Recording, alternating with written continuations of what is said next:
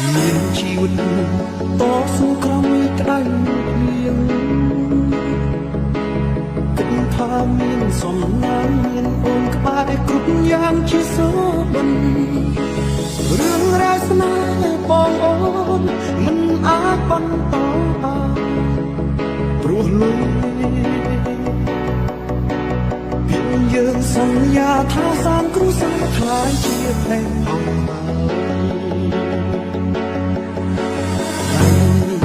តែធ្លាប់អត់បងចុះក្នុងតាមទ្រង់ពីមុនពេលនេះដៃអូនមិនស្គាល់អ្វីក្រៅពីលុយ